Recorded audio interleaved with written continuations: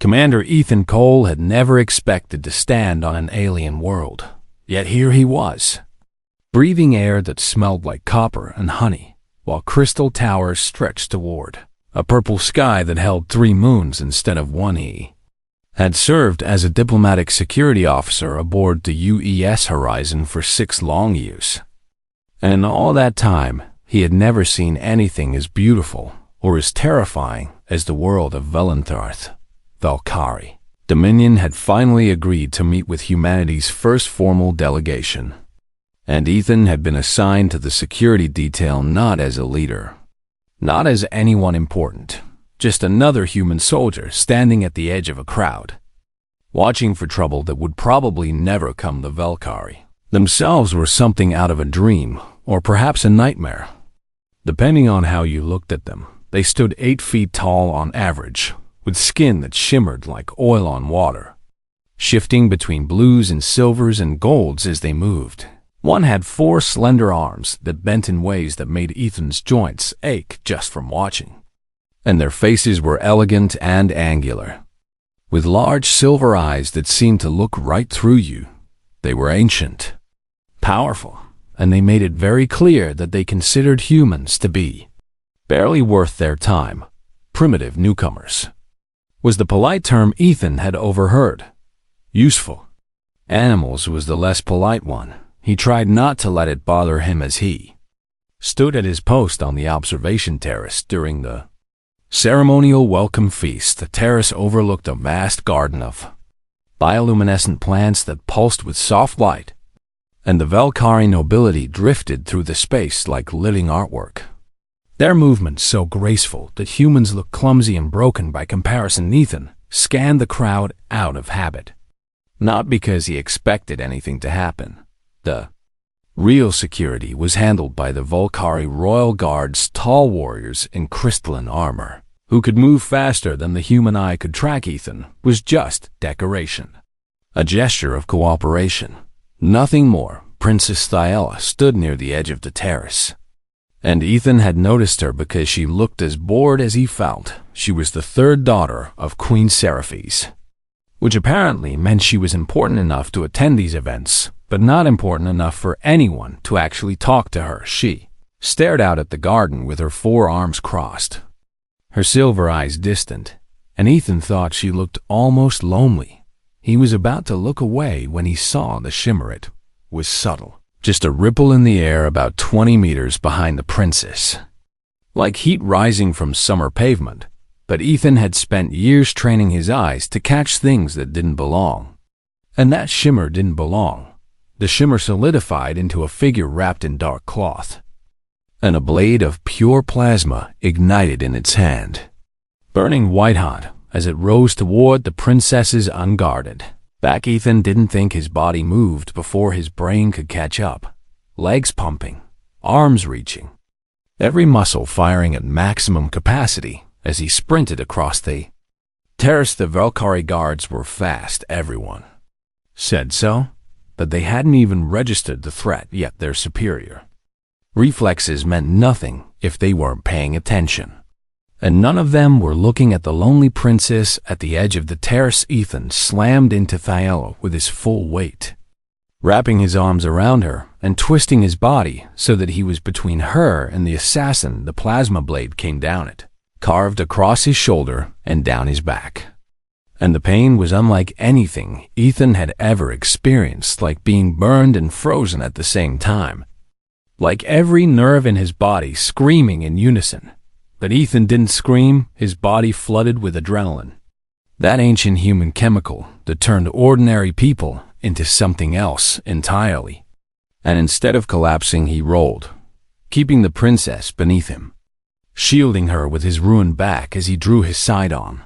With a hand that should have been shaking but wasn't, fired 3 times. The assassin crumpled, and only then did the Valkyrie guards finally react, rushing toward them with weapons drawn and shouts of alarm filling the air. Ethan tried to stand, but his legs wouldn't cooperate anymore. The adrenaline was fading, and the pain was rushing in to fill the void, and the world was getting dark around the edges. He looked down at the princess beneath him, and her silver eyes wide with shock.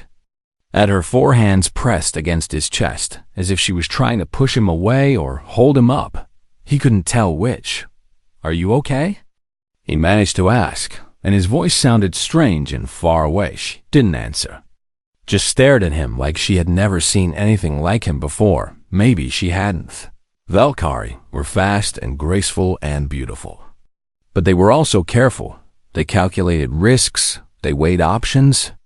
They didn't throw themselves into danger without thinking humans were different. Humans were stupid and reckless and stubborn. And sometimes that stupidity was the only thing that could save a life. Ethan's vision was swimming now, and he could feel his blood warm and wet and very red against the pale crystal floor pooling beneath him. The princess was saying something, shouting at the guards in her own language, but Ethan couldn't understand the words anymore. He just knew that she was alive, that the blade hadn't touched her, that he had done his job, even if his job hadn't actually required him to die for an alien princess. He had never even spoken to the last thing he saw. Before the darkness took him was Thiella's face, beautiful and strange and filled with an emotion he couldn't name, and he thought that maybe, just maybe, dying on an alien world wasn't the worst way to go. At least he had done something that mattered. At least someone would remember. The darkness swallowed him whole, and Commander Ethan Cole fell into a sleep that felt very much like death. While above him, the Valkyrie court erupted into chaos, and a princess knelt in human blood, wondering what kind of creature would sacrifice itself for a stranger. Without even a moment of hesitation, she had no answers, but she knew, in that moment, that humans were not what she had been told they were. They were something else entirely, something dangerous and wonderful and completely, utterly insane. And as the guards carried the broken human away and the physicians rushed to save what remained of his life, Princess Thiella made a silent promise that she would find out exactly what that something was, even if it took the rest of her very long life to understand.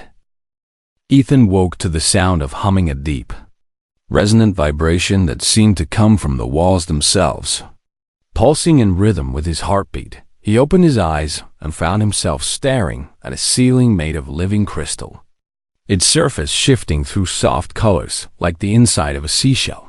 For a moment he thought he was dead, that this was some kind of strange afterlife. But then the pain hit him and he knew he was very much alive. His back burned with a dull, throbbing ache.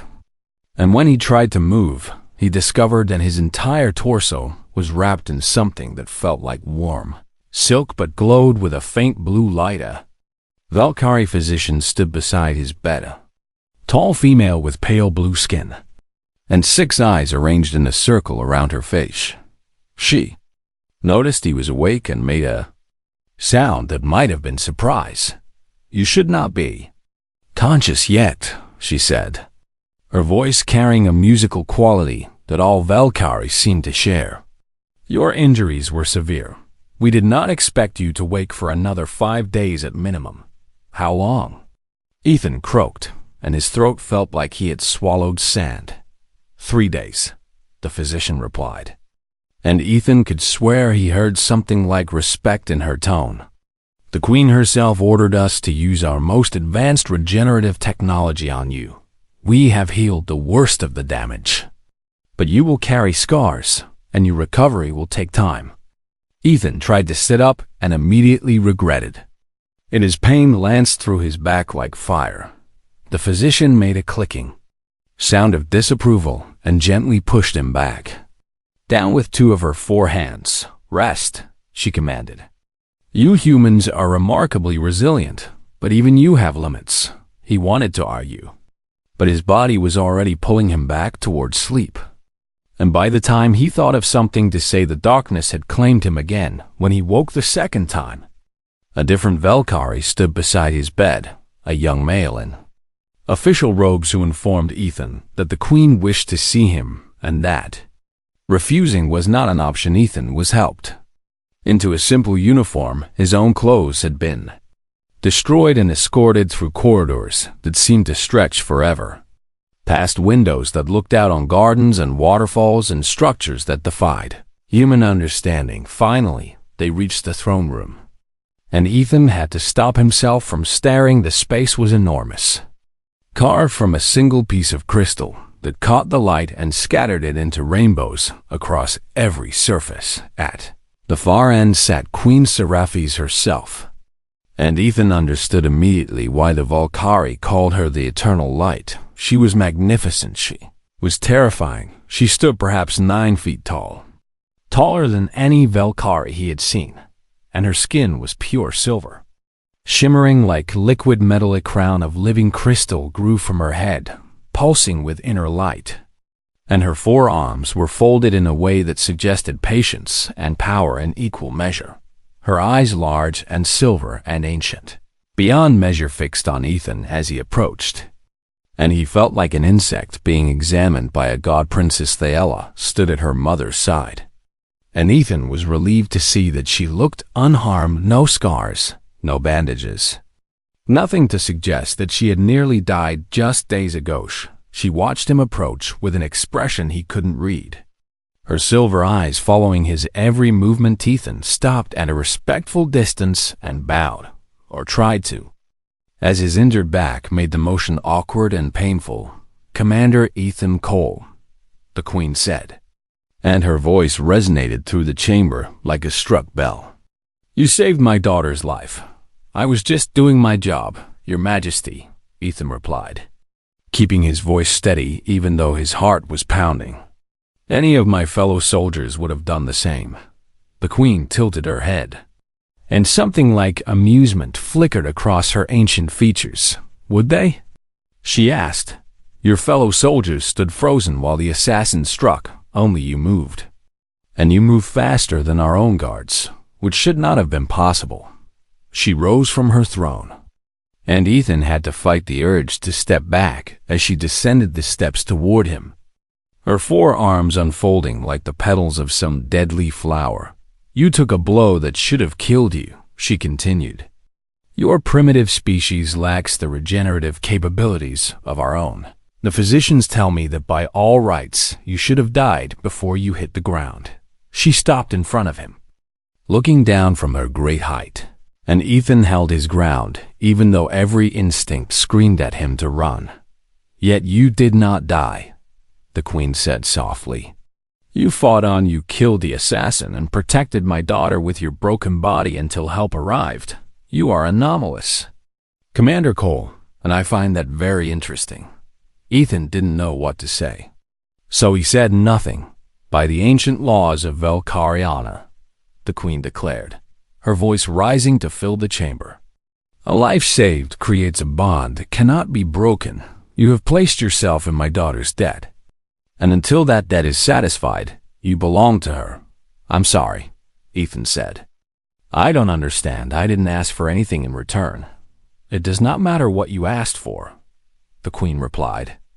"The debt exists whether you acknowledge it or not. You will remain on Velanther as my daughter's guardian until the debt is repaid or until you die." Ethan felt the blood drain from his face. "Your Majesty, with respect, my ship, my crew, they'll be expecting me to return." The Queen's smile was beautiful and cold. "Your human delegation departed yesterday," she said. "They were persuaded that you wished to remain here of your own free will. All the proper documents were signed. All the proper words were spoken. You can't do this," Ethan said, and he heard his voice rising despite his efforts to stay calm. "This is kidnapping. You can't just keep me here against my will." "I am the Queen of the Valkyrie Dominion," she replied, and her voice was like ice. "I can do whatever I wish, and I wish to keep the creature who saved my daughter close, where I can watch him and study him and understand why a simple human would throw away his life for a stranger." She turned and walked back to her throne, her crystal crown glittering in the light. "You will be given quarters appropriate to your station," she said. "You will be fed and clothed and cared for. You will have access to our libraries and training facilities. But you will not leave this world until I allow it." Ethan looked at Princess Thaela, hoping to find some sympathy there, but her expression remained unreadable. He was trapped thousands of light years from Earth, alone on a world of crystal and light, bound by laws he didn't understand to a princess he had never spoken to. And there was absolutely nothing he could do about it. The queen raised one elegant hand and dismissed him with a gesture. "Take him to his quarters," she commanded. "And princess, I suggest you get to know your new guardian."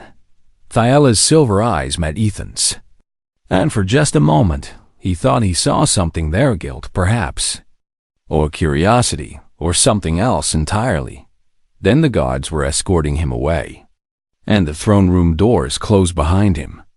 And Ethan realized that his life as he knew it was over. He was a prisoner in paradise, a guardian bound by honor he had never agreed to.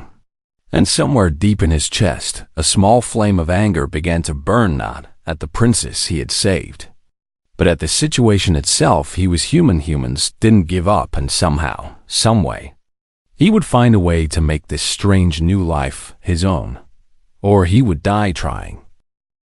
The weeks crawled by like wounded animals, slow and painful, and Ethan found himself trapped in a world that seemed designed to remind him how small and primitive he was. The Valkyrie court treated him like a curiosity at best and a joke at worst.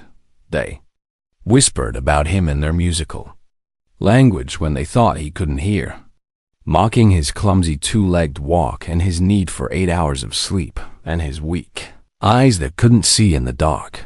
The princess's pet, they called him, and the words followed him everywhere he went. His quarters were beautiful, a suite of rooms carved from rose-colored crystal with windows that looked out on the eternal gardens, but it felt like a gilded cage, and the walls seemed to close in a little more each day. Princess Thaela visited him once in those first weeks, standing awkwardly in his doorway while her guards waited outside.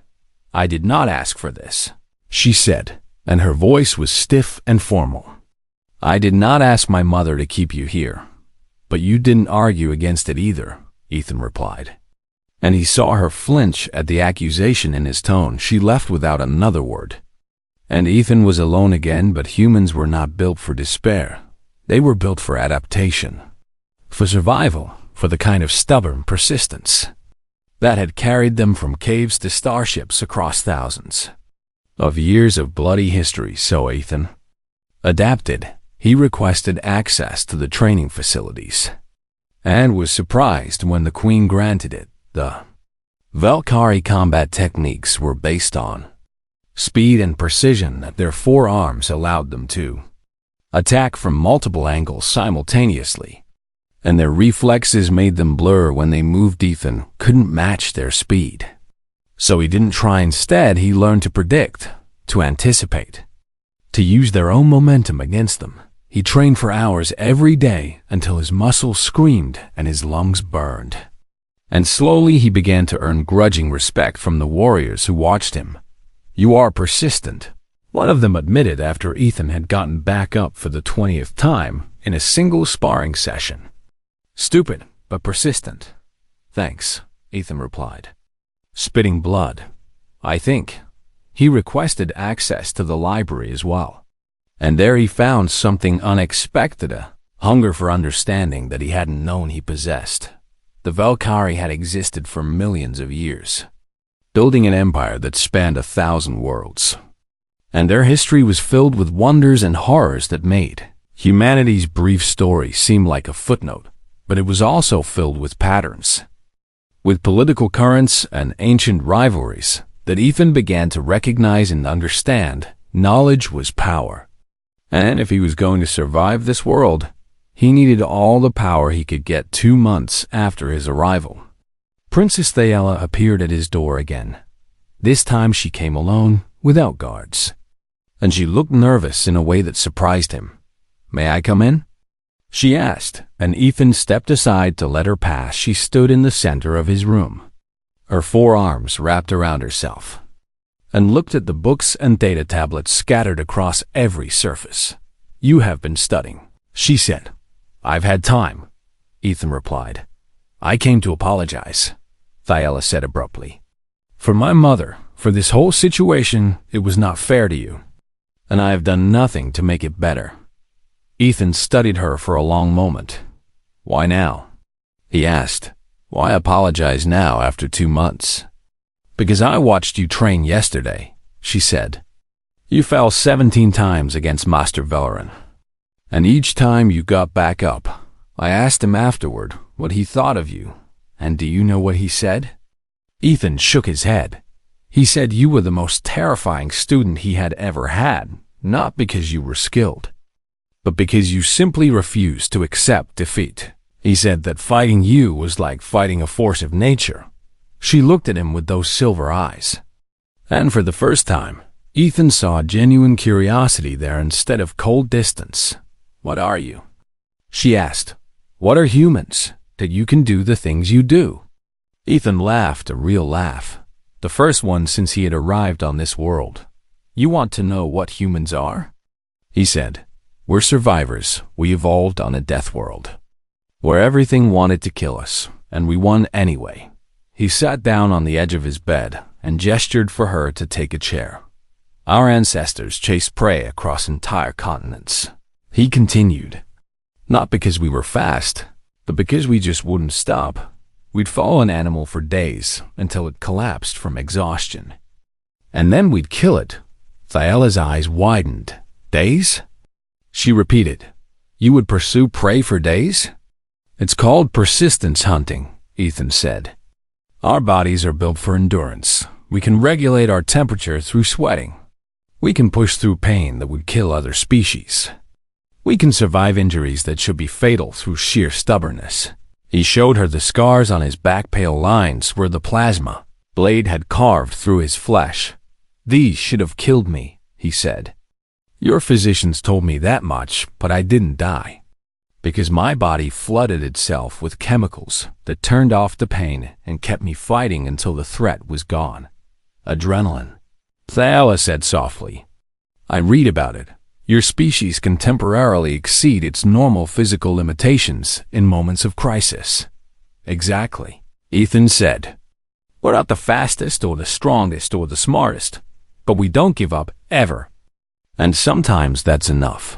Something changed between them that night. Yella began visiting regularly, asking questions about Earth and humanity, about their wars and their art and their strange customs. Ethan told her about soldiers who had marched through impossible conditions, about doctors who had worked without sleep for days to save lives, about explorers who had crossed oceans in wooden ships just to see what was on the other side. "Your species is insane," Thayela said one evening, and there was wonder in her voice instead of mockery. "Probably," Ethan admitted. "But we're still here." As the months passed, Ethan began to notice things, whispers that stopped when he entered a room, glances exchanged between courtiers, a tension in the air that hadn't been there before he started paying closer attention, using the political knowledge he had gained from the library. And slowly a picture began to emerge: the assassination attempt on Thayela had not been an isolated incident. Someone within the Dominion wanted the royal bloodline extinguished, and they were not finished. Ethan shared his suspicions with Thayela, and together they began to investigate, carefully and quietly, knowing that the wrong word in the wrong ear could get them both killed, the strange human guardian and the lonely princess, united against a threat neither of them fully understood. Wasn't friendship, not yet, but it was something. A bond forged in shared danger and mutual respect, and somewhere in the crystalline halls of the palace, hidden in shadow and silence, enemies watched and waited and planned their next move. The Festival of Falling Stars was the most sacred celebration in the Volcari calendar, a night when the sky itself seemed to catch fire as meteor showers painted streaks of light. Across the purple heavens, the entire royal family gathered in the grand observatory, a massive dome of transparent crystal that offered an unobstructed view of the cosmic display, along with hundreds of nobles and dignitaries. From across the Dominion, Ethan stood near the entrance, his eyes constantly moving, that familiar itch at the back of his neck warning him that something was wrong. 6 months on Velanther had sharpened his instincts, and tonight those instincts were screaming. He had shared his concerns with Thyella before the event, had begged her to convince her mother to increase security. But the Queen had dismissed his warnings with a wave of her elegant hand. "The royal guards are sufficient," she had said. "We do not need a human to tell us how to protect ourselves." Now Ethan watched those royal guards standing at their posts, their crystalline armor glittering in the starlight. And he felt the cold weight of certainty settling in his gut. They weren't going to be enough. The attack came at midnight, when the meteor shower reached its peak, and every eye in the room was turned toward. Sky 6 figures materialized out of nowhere shimmer fields, collapsing simultaneously around the dome, and plasma blades ignited in perfect unison. They struck at the same moment, targeting Queen Seraphis and 3 of her daughters.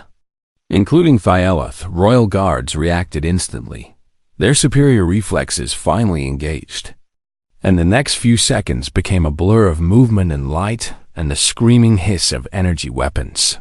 But 6 assassins against 20 guards should have been no contest.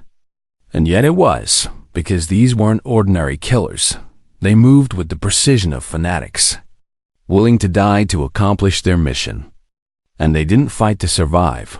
They fought to kill. Ethan saw 2 guards fall in the first exchange, their beautiful armor carved open by plasma blades. He saw a third take a blade meant for the Queen and crumple without a sound, and he saw the assassin closest to Thyella slip past her protectors and raise his weapon for the killing blow. Ethan moved. He didn't have time to draw his sidearm, didn't have time to think or plan or calculate. He just launched himself across the room, crashing into the assassin with every ounce of force his human body could generate. They went down in a tangle of limbs, 2 arms against 4, and the plasma blade sliced across Ethan's ribs as they struggled on the floor. The pain was incredible, but Ethan's body was already flooding with adrenaline, that ancient chemical gift from his ancestors. And he didn't stop. He got his hands around the assassin's throat and squeezed until he felt something crack. One down, he grabbed the fallen plasma blade and turned to face the chaos. The guards were fighting, beautifully graceful and precise, their movements like deadly poetry, but they were losing because they fought to defend. While the assassins fought to destroy, Ethan didn't fight beautifully. He fought ugly. He fought like the cornered animal he was, using every dirty trick humanity had learned across millennia of killing each other. He grabbed a heavy decorative vase and smashed it into an assassin's head from behind. He kicked another in the knee joint, collapsing his leg, then drove the plasma blade through his chest while he was falling. A third assassin came at him with 2 blades, spinning in a lethal pattern. And Ethan didn't try to match his skill. He just walked straight into the attack, taking cuts to his arms and shoulders, and headbutted the alien so hard that his skull fractured against the assassin's face. 3 down. Blood was streaming from a dozen wounds now, and Ethan's vision was starting to blur at the edges.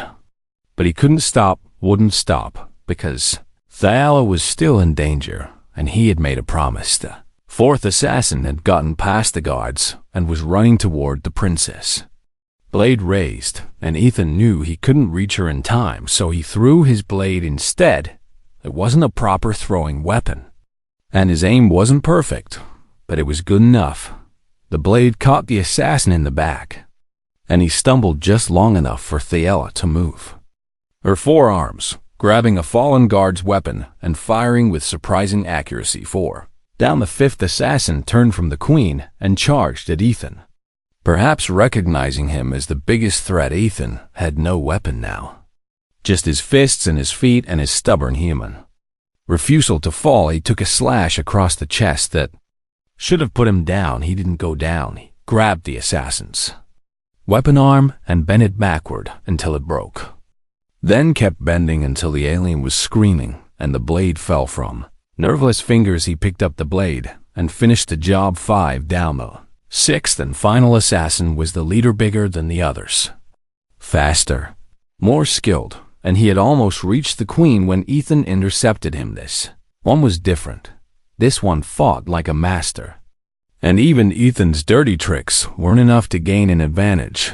They traded blows in a desperate dance. And Ethan felt his body failing, too much blood lost, too many wounds, too many demands on a system that was never designed for this kind of abuse. The assassin's blade came for his throat, and Ethan caught it with his bare hand, feeling the plasma sear through skin and muscle down to bone. But his grip held. He looked into the assassin's eyes and saw surprise there, then fear. "You should have brought more," Ethan growled. And he drove his other fist into the assassin's throat with every last bit of strength he possessed. The alien crumpled, and Ethan stood swaying in the sudden silence, surrounded by bodies and blood and the shocked faces of Valkyrie nobles who had never seen anything like what they had just witnessed.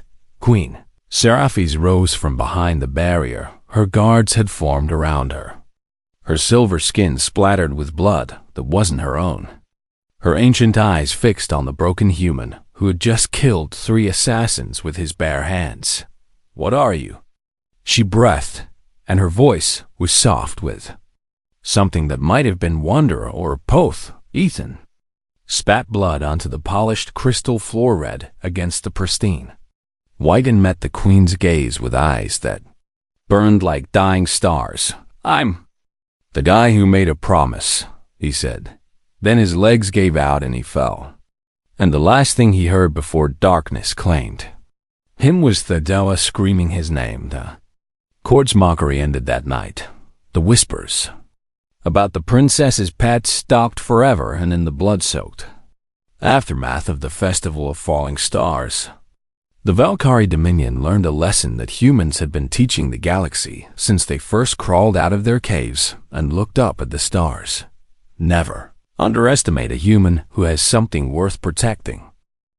Ethan woke to the sound of soft breathing and the warmth of someone holding his hand. He opened his eyes slowly, blinking against the gentle glow of the medical chamber, and found Thala sitting beside his bed with dark circles under her silver eyes and her 4 hands wrapped around his one. "You're awake," she said, and her voice cracked on the words. "The physician said you might not. They said humans weren't supposed to survive what you went through." "How long?" Ethan asked, and his voice came out as barely a whisper. 8 days. Thala replied. 8 days of watching machines breathe for you, of waiting for your heart to stop, of praying to gods I don't believe in." She looked down at their joined hands, and when she spoke again, her voice was small. "Why did you do it?" she asked. "You could have run. You could have hidden. No one would have blamed you for letting the guards handle it." Ethan thought about the question. Really thought about it. Thought about Earth, about the home he had been taken from, about the people who had probably mourned him and moved on with their lives. He thought about the Queen's decree that had trapped him here, about the months of mockery and loneliness, about all the reasons he should hate this place and everyone in it. And then he thought about a lonely princess who asked questions about human poetry late into the night, about a queen who had quietly ordered her kitchens to synthesize human food when she noticed he was losing weight, about the guards who had stopped calling him pet and started calling him warrior. "Because you're worth protecting," he said simply. "Because somewhere along the way, this stopped being a prison and started being something else." Thala's eyes filled with tears, actual tears, which Ethan hadn't known Valkyrie could produce, and she squeezed his hand so tight it hurt. "You stupid, impossible human," she whispered. "Don't you dare die on me." He didn't die over the next few weeks. Ethan recovered slowly under the care of Valkyrie physicians who treated him with a respect that bordered on all. The conspiracy was unraveled during his recovery. A cabal of traditionalist nobles who believed the Queen's diplomatic overtures to lesser species had weakened Dominion they were brought to justice swiftly. Their houses dissolved and their names struck from the records. And the threat that had loomed over the royal family was finally completely destroyed when Ethan was finally strong enough to stand. A summons came from the Queen. He walked to the throne room on his own 2 feet, refusing the offer of support, and the nobles he passed bowed their heads as he went by, not in mockery, but in genuine respect. The Queen stood waiting for him at the base of her throne, and for the first time since he had arrived on Valenthor, she came to meet him instead of making him approach her. "Commander Cole," she said, and her voice was softer than he had ever heard it. "You have exceeded every expectation I had for your kind." "Thank you, Your Majesty," Ethan replied. "I think." The ghost of a smile crossed her silver features. "The life debt is satisfied," she declared, her voice rising to fill the chamber. "You have saved my daughter twice over, once with courage and once with blood, by the ancient laws of Valkyrie honor. You are free." The words hung in the air, and Ethan felt the weight of them settle on his shoulders. Free. Could go home. A human shuttle was already being prepared. He had been told this before the audience, and within days he could be on his way back to Earth, to his own kind, to a world where he fit in and understood the rules. All he had to do was say yes. "Your delegation is expecting you," the Queen continued. "Your government has been informed of your heroism, and they are eager to welcome you back. There will be commendations, promotions, all the rewards your species gives to its heroes." Ethan looked at the Queen, at her ancient silver eyes that had seen empires rise and fall, and he knew she was testing him. He looked at the nobles gathered around the chamber, at the warriors who had once mocked him and now watched him with something like pride, and he looked at Thyella, who stood beside her mother with her 4 hands clasped in front of her, and her face carefully blank, but not her eyes. Never her eyes, which shone with something fragile and desperate and afraid. With respect, "Your Majesty," Ethan said slowly, "I think I'll stay." A murmur ran through the assembled court. The Queen tilted her head, her crown of living crystal catching the light. "You would choose exile?" she asked, "permanently, with full knowledge of what you are giving up?" "I'm not giving anything up," Ethan replied. "I'm choosing something better." He took a step forward, speaking to the Queen but looking at Thyella. "You asked me once what humans are," he said. "I told you we're survivors. And that's true, but we're also something else." He smiled, and it was the real smile, the one he had almost forgotten how to make. "We're loyal," he said, stupidly, stubbornly, irrationally loyal to the people and places we love, and somewhere along the way, without my permission, this place became home." He looked at Thyella, "And you became someone worth staying for." The princess's composure cracked at last, and she laughed a bright, surprised sound that echoed through the throne room like music. "You idiot," she said, but she was smiling. "You absolute idiot." "I've been called worse," Ethan replied.